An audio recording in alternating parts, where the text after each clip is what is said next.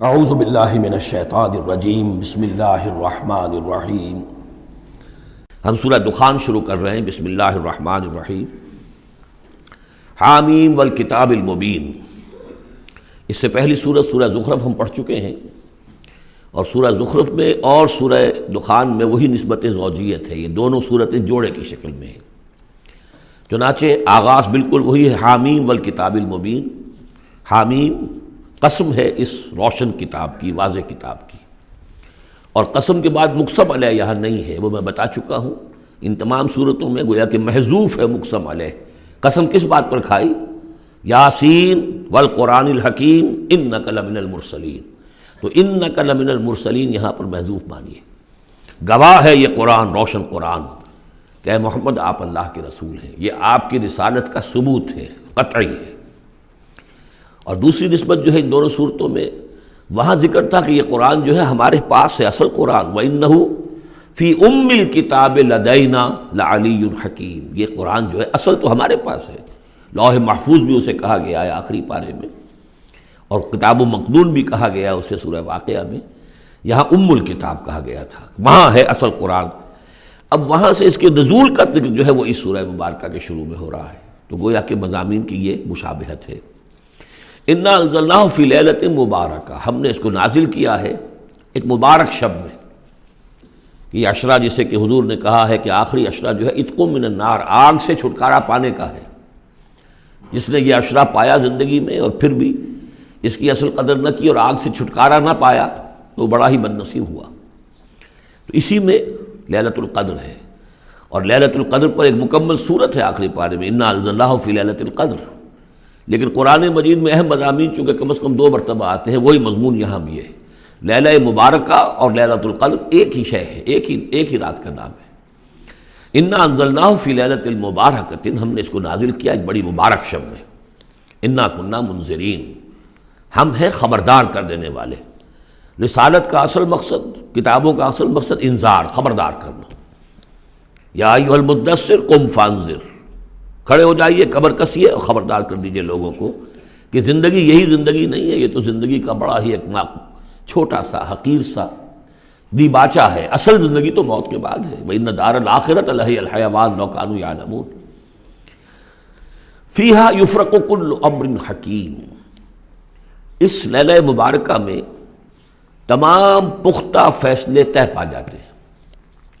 ہم سورہ سجدہ میں پڑھ چکے ہیں کہ اللہ تعالیٰ کی جو تدبیر ہے، اس کائنات کی جو تدبیر فرما رہا ہے، تو ایک تو اس کی سکیمز بنتی ہیں، اس کے منصوبے بنتے ہیں، اس کے نقشے بنتے ہیں جو 1000 سال کے ہوتے ہیں۔ اللہ کا ایک دن 1000 سال کا ہے۔ یدبر الامر من السماء الى الارض ثم یعرج الیہ فی یوم کان مقدارہ 1000 سنۃ مما تعدون۔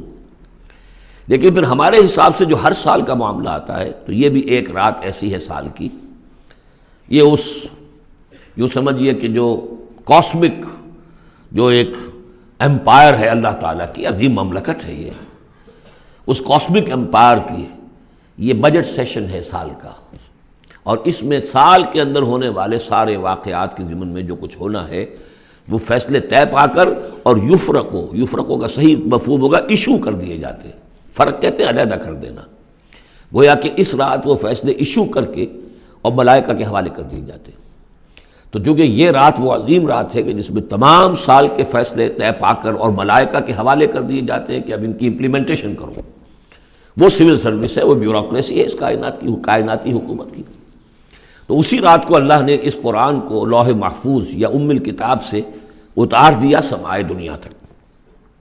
امرا من عندنا، اور یہ تمام احکام جو ہم طے کر لیتے ہیں اس شب میں، وہ ہماری طرف سے حکم ہوتے ہیں، طے پا چکے ہوتے ہیں۔ امرا من عندنا انا کنا مرسلین، ہم ہی ہیں بھیجنے والے۔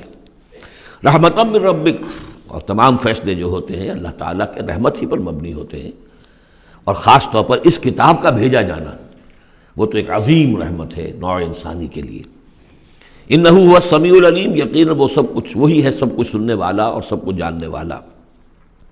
رب السماوات والارض وما بینہما، وہی ہے آسمانوں اور زمین اور جو کچھ ان کے مابین ہے، ان سب کا مالک اور رب۔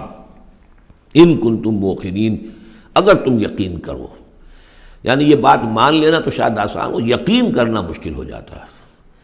ہمیں نفس دھوکہ دیتا ہے اس کا مالک میں ہوں، یہ چیز میری ہے۔ ہونا یہ چاہیے کہ ہر شے اللہ کی ہے۔ این امانت چند روزہ نزد ماست، در حقیقت مالک ہر شے خداست۔ میرے پاس تو یہ چند دن کے لیے امانت کے طور پر، یہ ہاتھ بھی اللہ کی امانت ہے جس نے مجھے دیا ہے۔ اللہ پوچھے گا کہ تم نے غلط کام تو نہیں لیا اس سے؟ ہمارے اپنے اعضاء جو ہیں، اپنے ہاتھ، ہمارے پاؤں، ہماری کھالیں ہمارے خلاف گواہی دیں گی۔ لا الہ الا هو یحیی و یمیت، اس کے سوا کوئی معبود نہیں، وہی زندہ رکھتا ہے، وہی مارتا ہے۔ ربکم و رب آبائکم الاولین، تمہارا بھی رب ہے، آقا ہے، اور تمہارے آباء و اجداد جو پچھلے ان کا بھی وہی رب اور آقا ہے۔ بل ہم فی شک یلعبون، لیکن یہ لوگ جو ہے شک ہی میں پڑے ہوئے ہیں۔ یعنی حضور جو قرآن پیش فرما رہے تھے تو جو مکے میں لوگ تھے ان کی اکثریت کا حال یہ تھا کہ وہ شکوک و شبہات میں تھے، اور یا پھر یہ کہ ہنسی مذاق بنایا ہوا تھا کہ یہ کیا ہے، کیا کہہ رہے ہیں محمد کہ آسمان سے میرے پاس وحی آ رہی ہے صلی اللہ علیہ وسلم۔ فارتقب یوم تأتی السماء بدخان مبین، تو انتظار کرو جس دن کہ آسمان لائے گا دھواں، ایک بڑے کھلا روشن دھواں۔ اس آیت کے بارے میں دو اعظم رجال جو ہیں امت کے، ان کے مابین بڑا شدید اختلاف ہے۔ عبداللہ ابن عباس رضی اللہ تعالیٰ عنہما کا کہنا یہ ہے کہ اس سے مراد ہے قیامت سے قبل ایک بہت بڑا دھواں آئے گا، اور وہ احادیث میں بھی ہے، حضور نے فرمایا ہے کہ یہ 10 نشانیاں ہیں قیامت سے فوراً قبل جو آئیں گی، یا کے بعد دیگر ان میں دخان بھی ہے۔ لیکن یہ کہ عبداللہ ابن مسعود رضی اللہ تعالیٰ، وہ بھی بڑے جلیل القدر صحابہ میں سے ہیں، وہ بڑی شدت کے ساتھ یہ رائے رکھتے ہیں کہ نہیں، اس سے مراد مکے میں جو قحط پڑا تھا وہ ہے۔